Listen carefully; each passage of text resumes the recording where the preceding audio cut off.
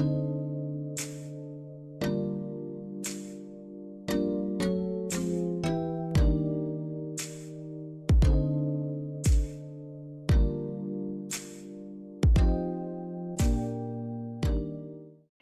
guys, balik lagi sama gue Aubrey Drew.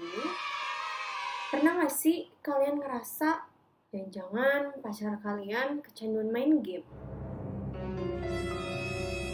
Kayak yang satu ini.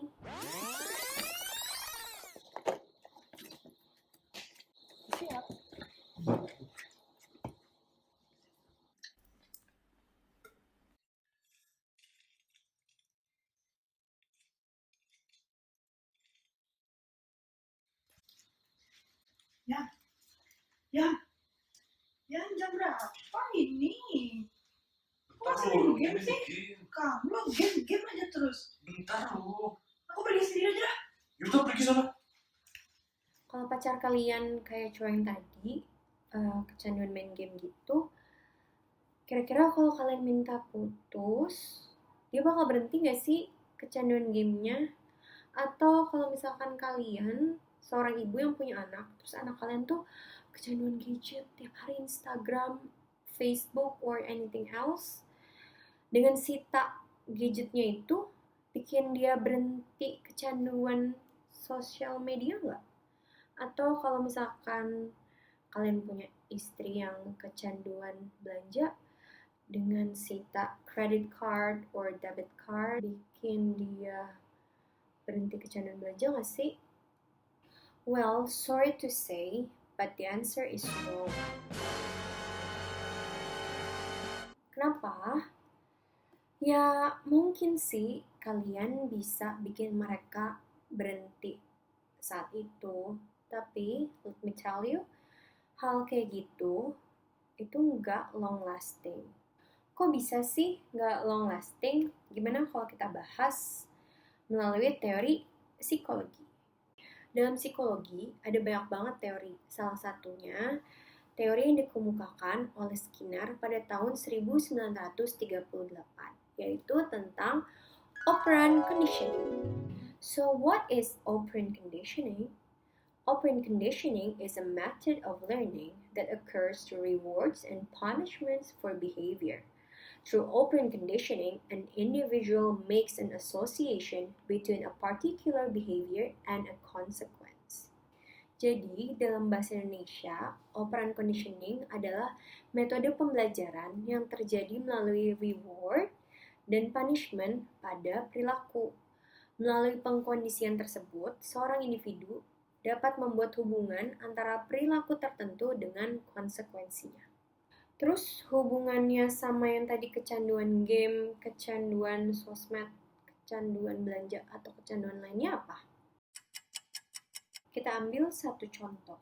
Misalkan cowok kecanduan main game, terus pacarnya ngomong gini, kalau kamu gak berhenti main game, udahlah mendingan kita putus aja. Dan akhirnya si cowok itu memutuskan buat berhenti main game.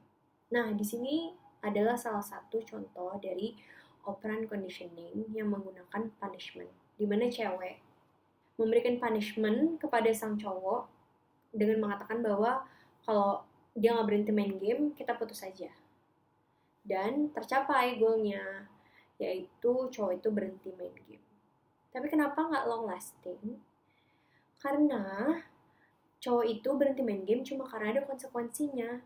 Dan misalkan ketika konsekuensi itu hilang, cowoknya bakal kembali lagi sama old behavior-nya, yaitu kecanduan main game. Terus kalau gitu, solusinya apa dong? Nah, kalau orang yang tadi, dia berhenti kecanduan gamenya gara-gara dorongan dari luar atau secara eksternal, nah yang lebih long lasting itu kalau kita bisa membangun dorongan secara internal. Maksudnya, dorongan secara internal artinya membangun rasa bahwa kalau nggak main game atau nggak belanja, nggak main sosmed, masih banyak loh hal menyenangkan yang membuat mereka berpikir bahwa oh iya ya, hidup tuh nggak cuma main game atau main sosmed atau belanja aja, masih banyak banget kegiatan yang lain yang bisa mereka lakukan. Akhirnya terbangun deh motivasi dalam diri mereka bahwa mereka mau berhenti melakukan hal tersebut. Well, hal ini juga berlaku sama orang-orang yang kecanduan drugs atau alkohol. Karena dengan memberikan mereka punishment, ya mungkin mereka bakal takut sih dan berhenti, tapi itu nggak membuat mereka berhenti kecanduan sama drugs atau alkohol.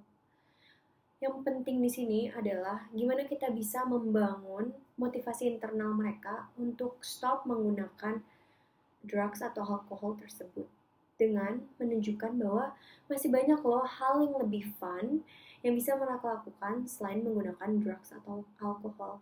Dan penting juga kalian mengetahui bahwa kalian tuh nggak boleh ngucilin mereka. Karena biasanya mereka orang-orang yang tersakiti dan they think people will just hurt them.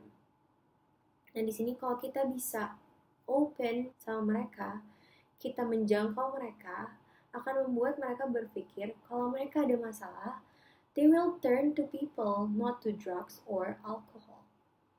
Jadi kalau kalian mau merubah perilaku seseorang, stop punish them, tapi kalian bisa untuk encourage mereka untuk melakukan hal lain yang lebih positif.